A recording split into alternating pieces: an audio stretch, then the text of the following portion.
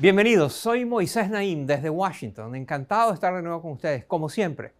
Mi invitado de hoy ha dedicado su vida a proteger los derechos humanos de personas en todas partes del mundo. Ha documentado, denunciado ante el mundo los crímenes de guerra que han ocurrido en Bosnia, Irak, Sierra Leona, la República Democrática del Congo. También contribuyó a condenar por crímenes contra la humanidad a dictadores como Alberto Fujimori en Perú, Charles Taylor en Liberia. Se llama Kenneth Roth y desde 1993 hasta agosto del 2022 lideró Human Rights Watch, el Observatorio de Derechos Humanos. Se trata de una influyente organización no gubernamental que busca defender los derechos de las personas en todo el mundo. Human Rights Watch es reconocida por su importantísima labor de investigación y de desarrollo de informes que detallan las condiciones de los derechos humanos en 90 países. Durante sus primeros años en Human Rights Watch, el trabajo de Roth se centró en Haití, que para ese momento estaba saliendo de la sangrienta dictadura de la familia Duvalier. Posteriormente viajó por el mundo, exigiendo ante todo tipo de líderes el respeto hacia los derechos humanos. Antes de sumarse a este organismo, Roth fue abogado, fue fiscal federal de los Estados Unidos.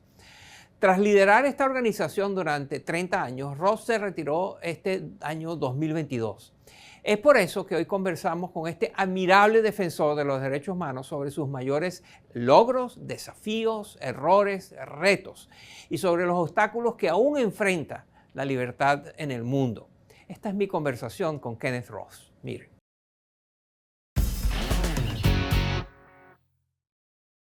Bienvenido al programa, Kenneth Roth. Es un placer tenerte con nosotros. Well, thank you so much for having me. It's my pleasure. Trabajaste durante 30 años en la organización Human Rights Watch, el Observatorio de los Derechos Humanos. ¿Qué te llevó a elegir esa carrera? I think I was really most influenced by my father. Creo que mi padre fue quien más influenció mi decisión. Él tuvo que huir de la Alemania nazi cuando tenía 12 años. Así que yo crecí escuchando historias sobre Hitler y era muy consciente desde niño del mal que los gobiernos podían ocasionar.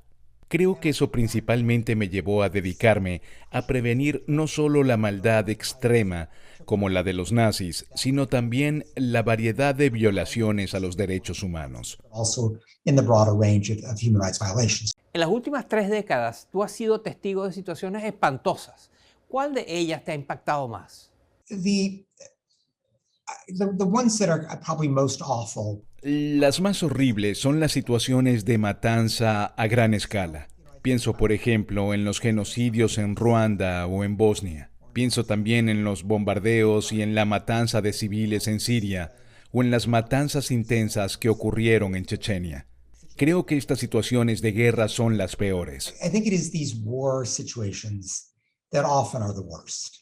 ¿Alguna vez te sentiste tan frustrado por tu trabajo que pensaste en mejor dedicarte a otra cosa? No, I mean, people ask me, are you frustrated because you're always dealing with terrible things? No, la gente me pregunta, ¿te sientes frustrado por siempre estar lidiando con las situaciones terribles que le ocurren a otros? Y sabes, inevitablemente la victimización de otras personas te afecta y te conmueve. Pero tengo claro por qué escucho sus historias. Tengo la capacidad de usar esas historias para generar presión y conseguir cambios.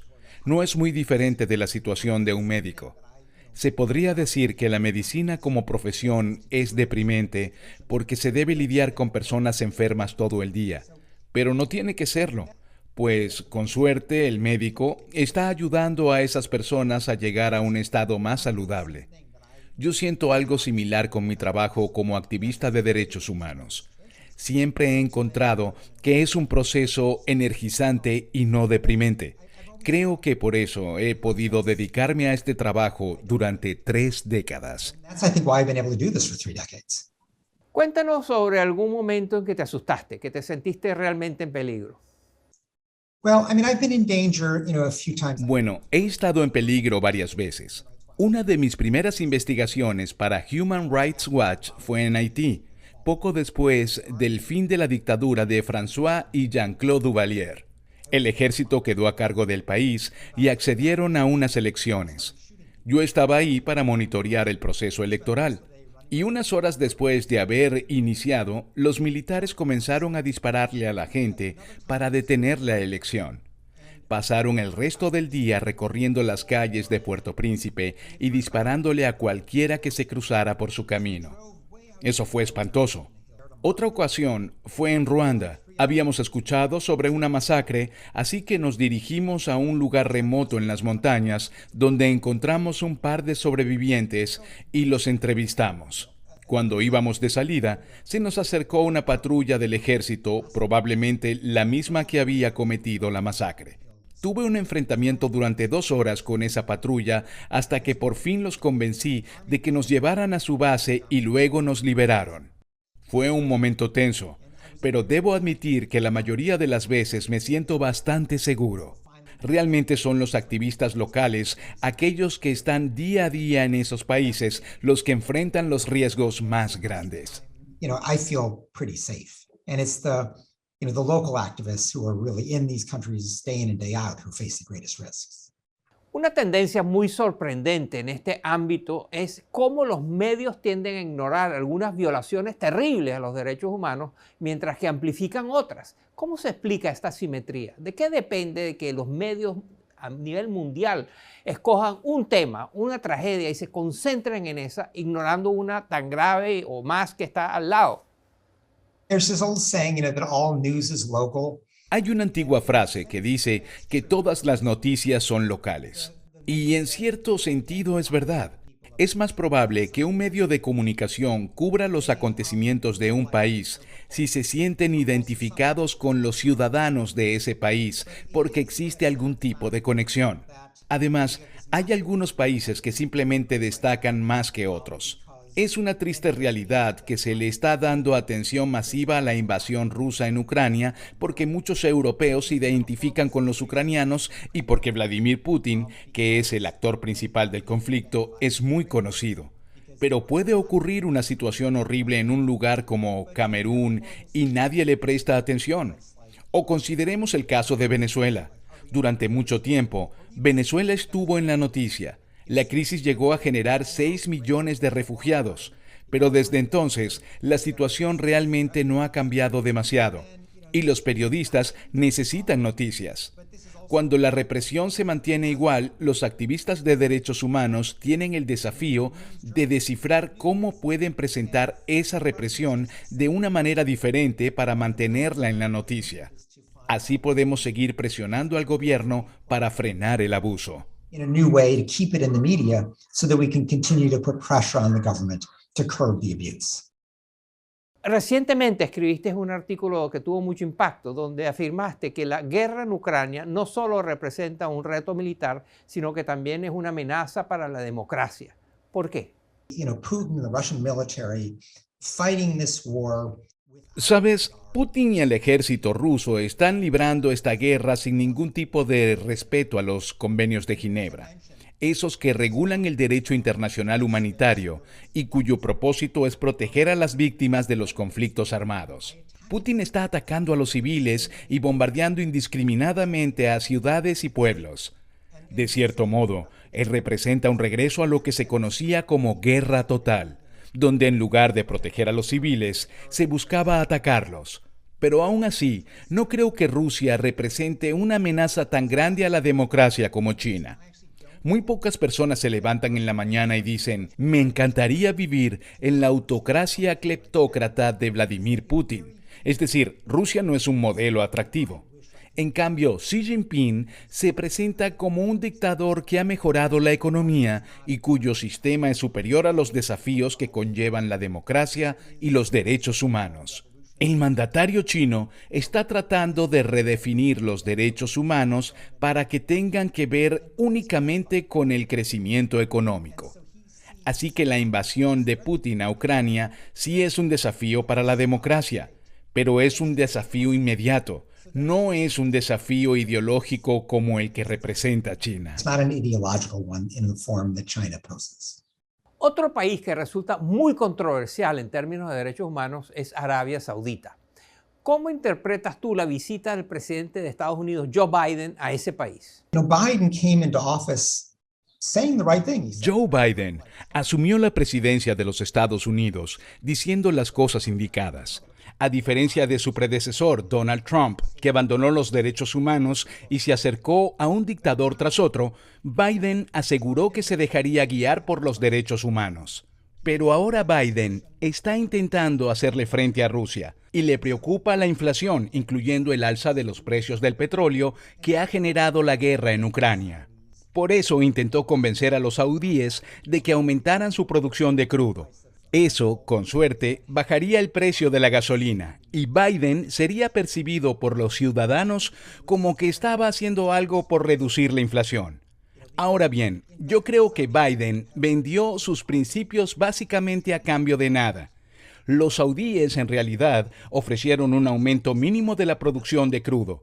Entonces Biden fue a visitar al príncipe heredero saudí, Mohammed bin Salman, a pesar de que su gobierno asesinó al periodista Jamal Khashoggi, ha reprimido y encarcelado a cualquier crítico o voz independiente en Arabia Saudita y ha bombardeado a los civiles en Yemen. Hacer eso por tan solo un poquito más de petróleo no es inteligente. Y puedes imaginar que China dirá con gusto, bueno, Estados Unidos habla mucho, pero si le das un poquito de petróleo, abandona todos sus principios. No me parece que la decisión de Biden sea inteligente a largo plazo, en esta lucha tan importante entre la democracia y la autocracia. Between democracy and autocracy. Uno de los retos que enfrentan las naciones democráticas del mundo es qué hacer con los dictadores que están atrincherados. Los dictadores que están porque les gusta, pero también porque no les queda otra. Todo un sistema ha sido creado con estándares internacionales y políticas que fuerzan a los dictadores a quedarse en el poder. ¿Qué se puede hacer?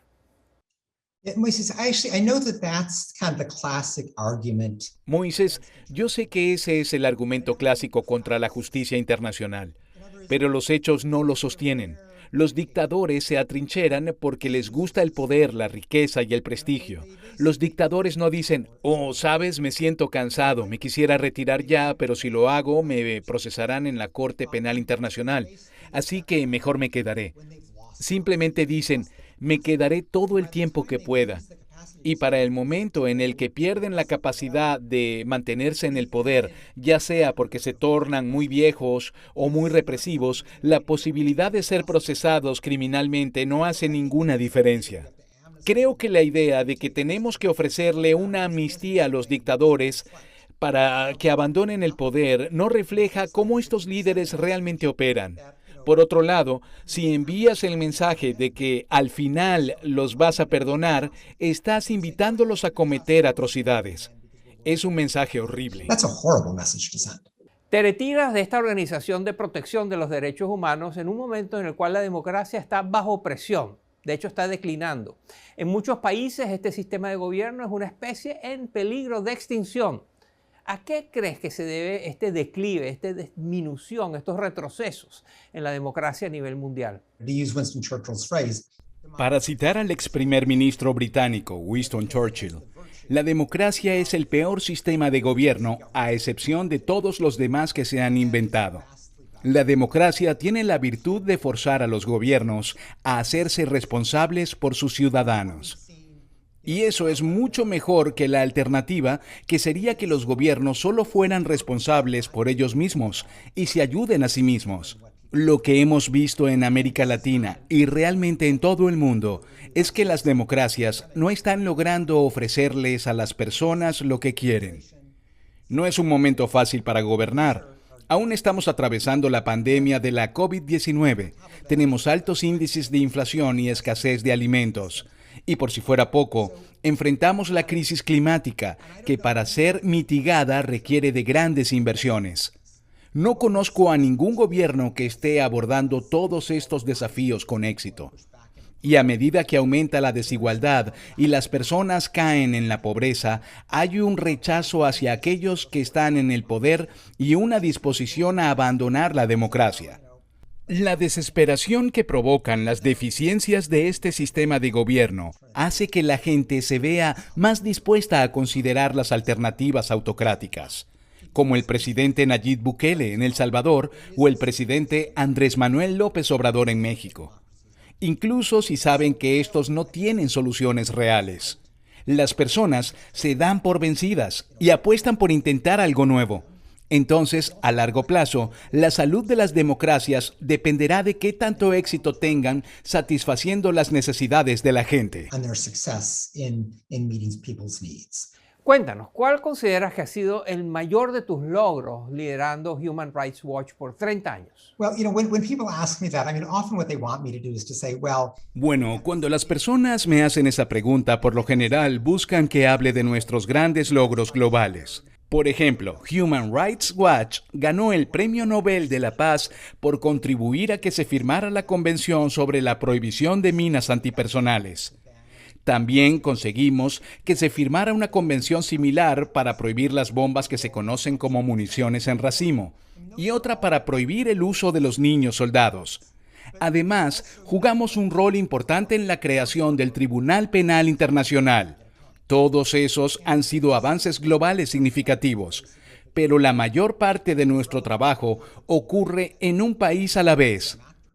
Hace aproximadamente 2 años y medio, en la provincia de Idlib, al noreste de Siria, había alrededor de 3 millones de civiles que estaban siendo bombardeados casi diariamente por aviones rusos y sirios. Y era evidente que para detenerlo había que presionar al presidente de Rusia, Vladimir Putin. Así que nos reunimos con quien era la canciller de Alemania, Angela Merkel, y con el presidente de Francia, Emmanuel Macron, y los convencimos de que hablaran con Putin. En febrero de 2020, llamaron al mandatario ruso y para marzo de ese mismo año, el bombardeo había cesado.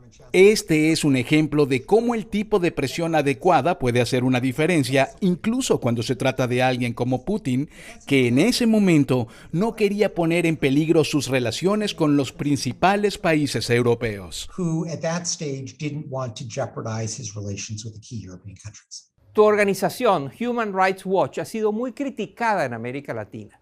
Líderes políticos la han acusado de ser una organización de izquierda y de ignorar las dificultades de gobernar los países en esa región. Los acusan de no entender cuáles son las realidades institucionales que hacen que algunas de las cosas que ustedes plantean no sean realistas.